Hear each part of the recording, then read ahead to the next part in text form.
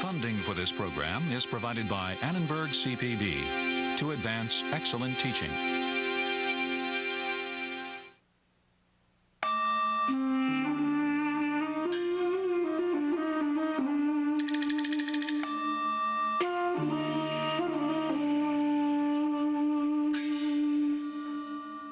On Christmas Day, 1085, William the Conqueror planned a momentous undertaking. William the Conqueror sent agents out to collect information and compile it into what's known as the Doomsday Book. There was no single ox, nor one cow, nor one pig which was left out and not put down in his record. And all these records were brought to him afterwards. What he wanted was an inventory of what he had conquered, so that he would know what its value is and have some idea how to distribute it, both to himself and to his followers. It's that valuation and distribution of wealth that is a common element in the way societies have dealt with economic issues throughout history.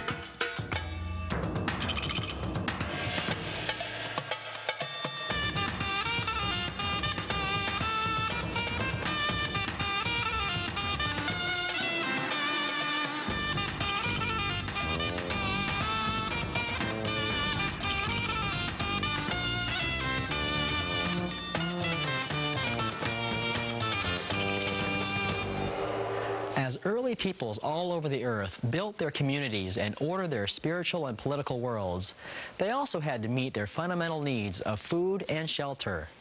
And the ways in which people made a living were shaped by their environments and available technologies. For example, people who lived in pastoral societies who made their living by herding animals, in that case, wealth would be determined by the number of animals in a herd. But people who lived in agricultural communities would assess wealth perhaps by the land they controlled and farmed, by the grain they produced, and so on. Economic growth due to expanding and shifting populations, the growth of markets, the increased use of money. These are the types of issues that historians explore when looking at early economies. How did societies distribute the goods they produced? And how did people gain access to what they needed to survive?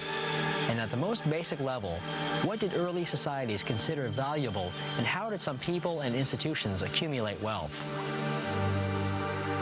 However wealth was defined, whether through land, commodities, labor, or money, there were diverse ways people secured food and shelter, and then went beyond that to accumulate wealth. But those many ways of making a living always existed within political structures and were shaped by historical forces of change.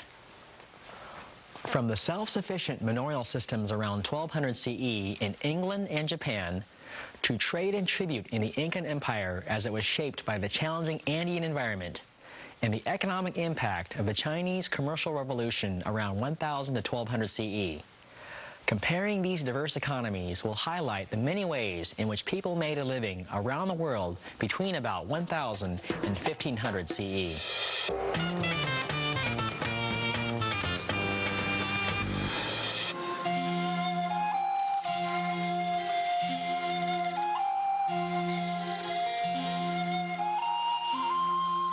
In the late 11th century in both England and Japan, agricultural life was organized around self-sufficient estates, often referred to as manors.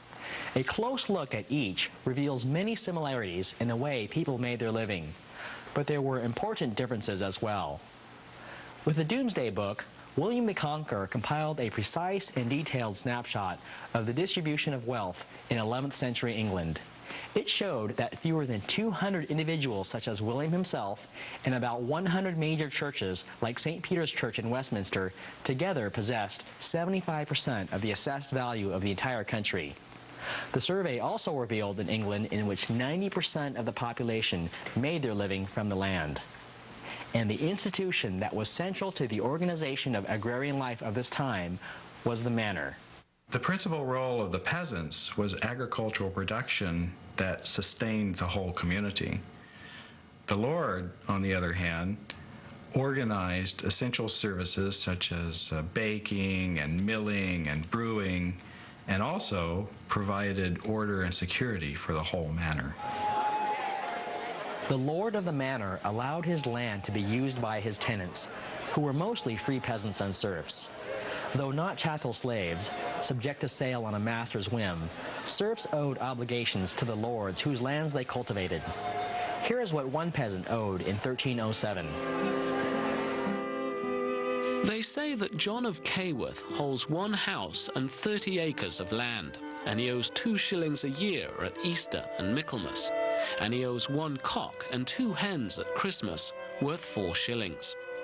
And he ought to carry the manure of the Lord for 2 days with 1 cart, using his own 2 oxen, the work to value 8d. And he receives from the Lord 3 meals of the above value each day, and so the work is worth 3d clear. Although each manor varied from its neighbor in size and organization, there were certain basic characteristics they all shared. The typical manor was a large, self-sufficient agricultural estate with fields, meadows, and forests. The lord was usually a prominent political or military figure who, with his deputies, provided government, administration, police services, and justice to the manor. By the 11th century, those who lived on the manor were seeing increased crop productivity due to various technological advances. The horse replaced the oxen as the preferred plow animal, and the introduction of the horse collar and horseshoe made plowing fields an easier task. Water-powered grain mills freed human and animal energy for other work. As production increased, surpluses were more likely to be sold at market than consumed on the manor proper. The expanding importance of these markets, along with an increase in population, led to a pronounced growth in cities and towns. Between 1100 and 1300, approximately 140 new towns were documented in England. Urban centers gradually began to offer opportunities to peasants from the countryside, trade, handicrafts, and other jobs. So a commercial economy was slowly developing, but the manor remained the seat of economic activity. During the 12th and 13th centuries, the volume of trade in such goods as wool, cloth, and timber increased. But there was no agricultural or commercial revolution, nor any significant advances in industrial technologies. By the mid-14th century, a series of events would have a dramatic effect on this fragile system.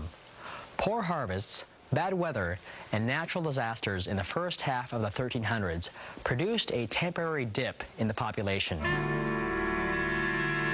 But it was the Black Death, reaching England in 1348, that had the greatest impact on all levels of English society.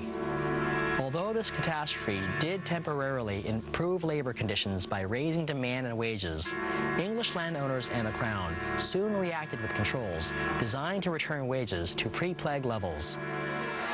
Resentment among English peasants reached the boiling point over the 3rd increase in the poll tax in as many years.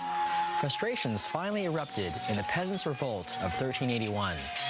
The rebellion unified a wide range of English society, from agricultural workers to townsmen to Londoners.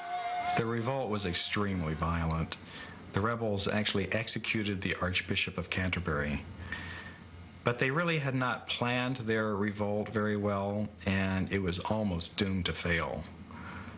The rebels tried unsuccessfully to persuade the 14-year-old king, Richard II, to abolish serfdom, and when they were unable to do so, they eventually dispersed and went back to their homes. Eventually, it would be the much slower-paced growth of commerce, foreign trade, and urbanization that would break down the old manorial system. With more and more labor alternatives in towns and cities, peasants became freer to meet their economic needs beyond the manor system.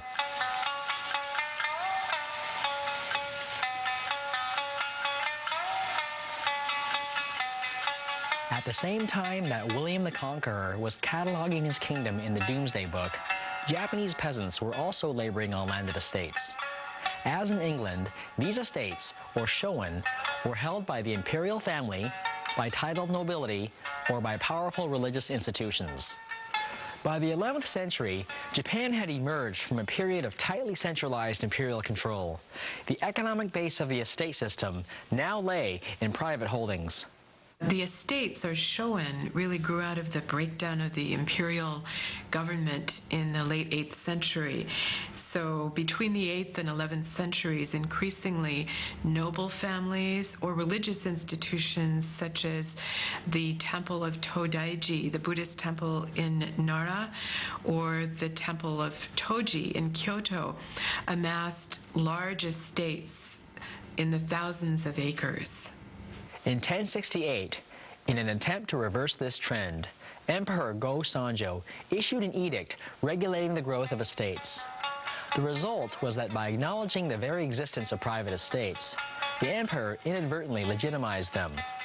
The trend toward privately held estates continued, so that by the 12th century, only about 1/10 of all land was in the public domain, that is, in government hands. These estates could be anywhere from a few acres up to several thousand acres. They might be a loose aggregation of irrigated fields on rich plains or compact holdings in mountain valleys.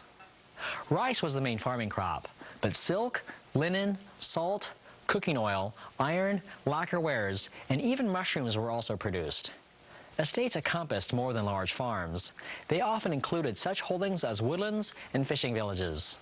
Everyone who lived on an estate had certain rights and obligations, no matter what their social status, ranging from the managers who represented the interests of the usually absentee landlord, the owner of the estate, down to the tenant farmers who farmed the land and received some living from that land, or individual farmers who farmed the land and paid rent on the plots that they farmed. The absentee proprietors depended on income from their various estates and kept careful watch over these properties on a regular basis. But estates belonging to a single proprietor were scattered across the countryside.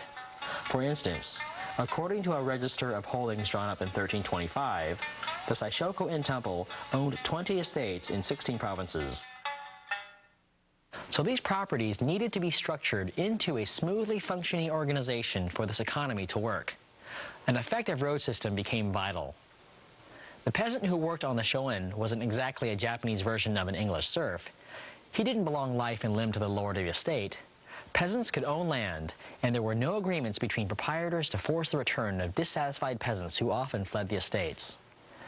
Still, like their counterparts in 14th century England, Japanese laborers rose up against their landowning proprietors. They felt they had a legitimate right to rebel, since their expectations were not being met. But rather than resorting to rioting and destruction, Japanese rebels formed a well-orchestrated theater of protest. Before fleeing into the forests and mountains, peasants would present their landlord with a petition listing their grievances, and sometimes invoking Shinto deities to support their claim. If we have spoken falsely, may the vengeance of all the deities, great and small, of the 66 provinces of Japan, especially that of the temples Daishi and Hachiman, and of Myojin, and the related deities of the 5 shrines of the estate, be visited upon us. Peasant resistance in the 14th century was indicative of major changes taking place in Japanese society, and the economy was undergoing change as well. As more payments came to be made in money and regions became more specialized in the goods they produced, market activities increased. By the 14th century, commercial development along with social and political changes were responsible for great upheaval across the Japanese landscape. But with a money economy on the rise, growing markets and emerging agricultural methods, the Japanese peasant enjoyed new opportunities and diverse ways of making a living.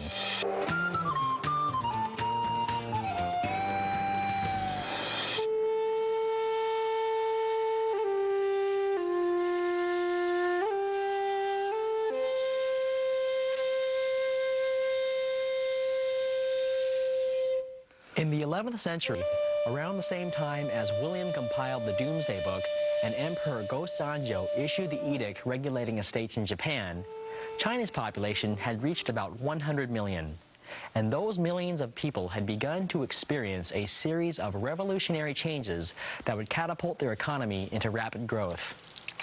The introduction of new strains of highly productive rice, along with the reclamation of new lands for farming, resulted in a growth of both population and production markets.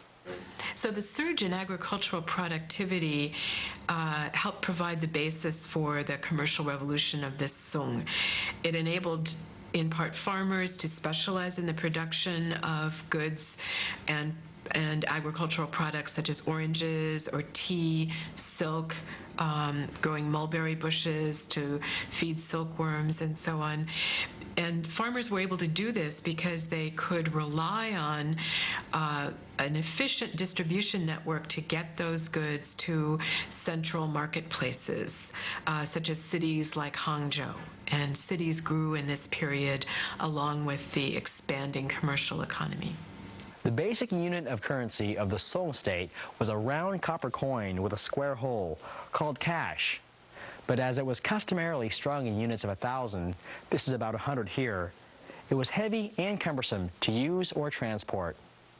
The innovation of certificates of credit or bills of exchange, showing that money deposited in one place could be used to pay for goods in another, made it possible for merchants to trade across distant regions with ease. The earliest paper currency ever used originated in China, at first in scattered regions during the 10th century. By the 11th, the Song government was printing an official paper currency. The experience of Wang Ge, a 12th century industrial entrepreneur, illustrates the magnitude of economic opportunity and enterprise that existed at the time. With a small capital investment, Wang acquired a timber-covered mountain. He began to produce charcoal, employing local farmers in the off-season. Local iron ore deposits allowed him to set up 2 iron foundries, employing about 500 workers. Wang himself ran one of the foundries. The other was supervised by a manager. With the profits from the foundries, he acquired 2 more assets, a wine shop and a lake, where he employed several hundred families in the fishing trade. Laborers such as those who worked for Wang Ge in the 12th century might have also tried their luck in the cities. Hangzhou, for example, became a favored destination. Its restaurants, shops, and entertainment houses offered jobs considered more appealing than those associated with rural life. Many workers were engaged in highly specialized enterprises, as illustrated in this description of the city, written in 1235. Various businesses are designated by the word company. Even physicians and fortune tellers are included. Artisans sometimes call their businesses workshops, such as a comb workshop, belt workshop, gold and silver plating workshop. As the populations of Hangzhou and other Chinese cities grew, so too did their social structure. Urban life created new cultural opportunities and brought about changes in gender roles and social status. By the year 1200, the commercial revolution in China had substantially altered the landscape, physically, socially, and above all, economically.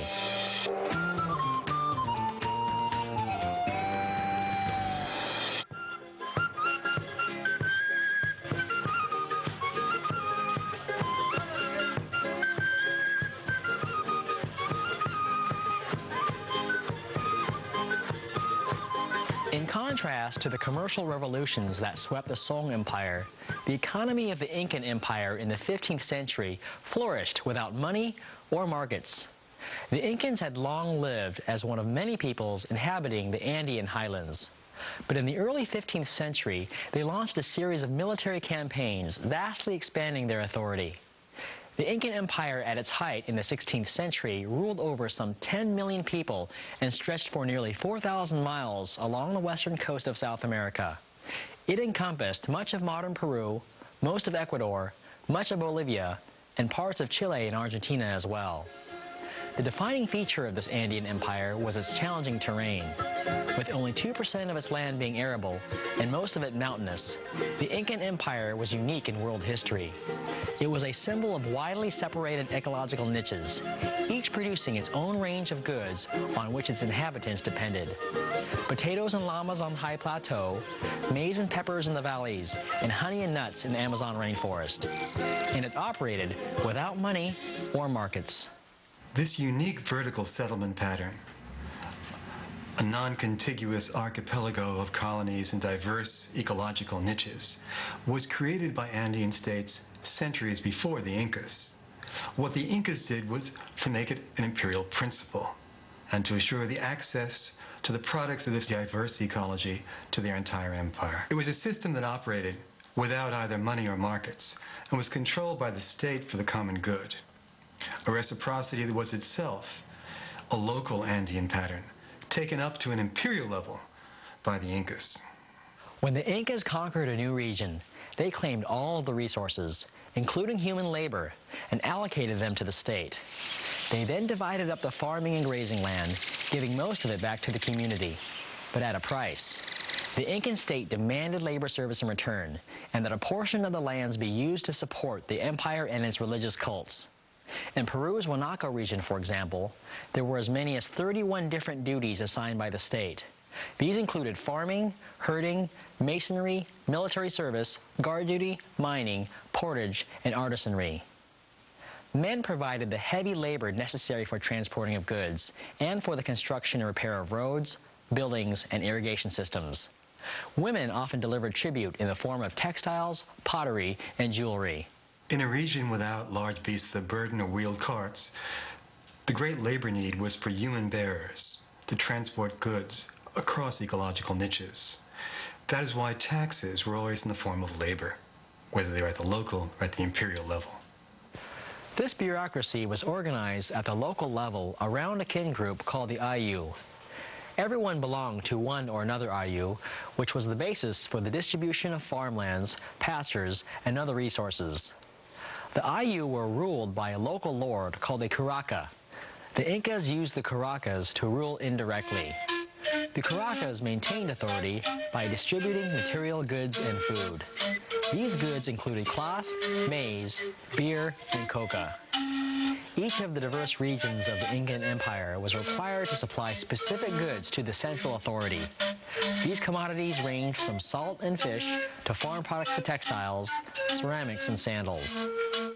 One such conquered people, the Huanca, revealed to a Spanish chronicler the staples they were required to produce. The Huancas were sent to tend fields of food and to make clothing, and maids were named for their wives, and native clothing and all things that they could produce were ordered put into storehouses. And similarly, it was ordered that those who worked in their fields and houses receive something from the storehouses. As the empire grew, the ability to communicate, transport goods, and dispatch military forces was facilitated through the Incas' remarkable road system. At the center of the Incan Empire, vast royal estates clustered around the sacred valley of the Incas near Cuzco and Machu Picchu. These estates held a wide range of resources, including croplands, pastures, settlements, forests, parks, hunting ranges, and salt fields. One such estate required a force of 2,400 men and their families to keep it maintained. These impressive royal estates were concentrated in the heart of the Incan Empire, but it was really the combined productive ability of the far-flung regions of their realms that gave rise to the distinctive nature of the Incan political economy. The power to exact tribute in the form of labor and goods, as well as transport and distribute them efficiently, lay at the center of the Incas' impressive economic success, despite their lack of markets and money. It's impossible to know how this society might have evolved had not the invading Spanish imposed their own imperial order on the vast and rich Andean Empire. In studying how early economies developed, world historians are constantly reevaluating the past from critical new perspectives. For instance, what impact did it have on society when religious institutions became powerful landholders?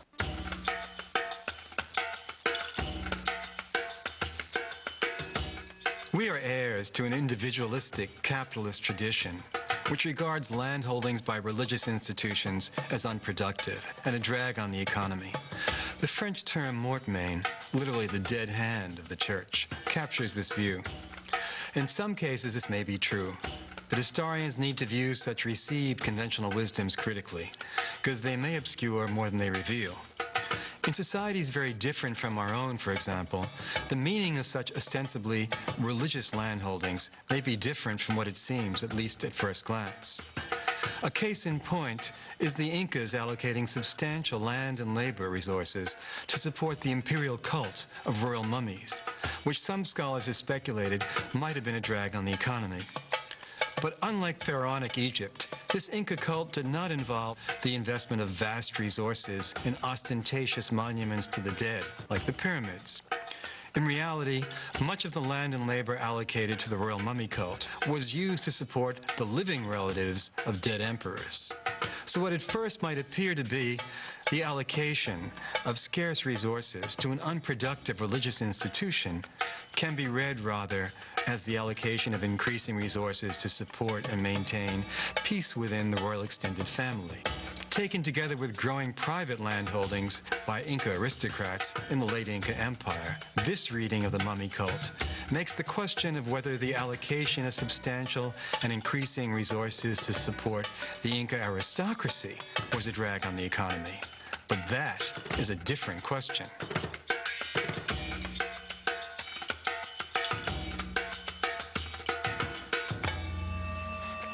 Religion and land. Two of the powerful factors influencing the roles people played as economies evolved.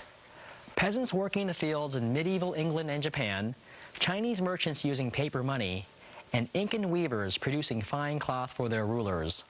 All of these people were engaged in making a living.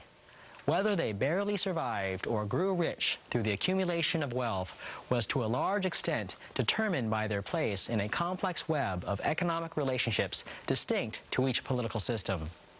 By the 14th century, the growth of markets, as well as the development of a money economy, had begun to work their changes.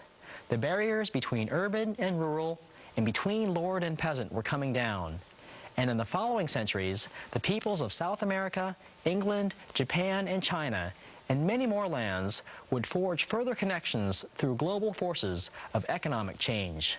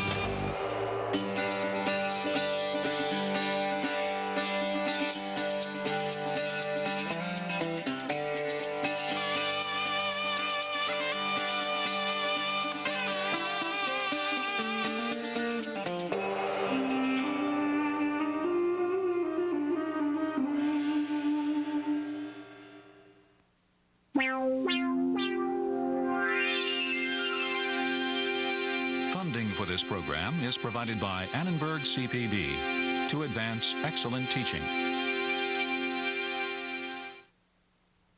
For information about this and other Annenberg CPB programs, call 1-800-LEARNER and visit us at www.learner.org.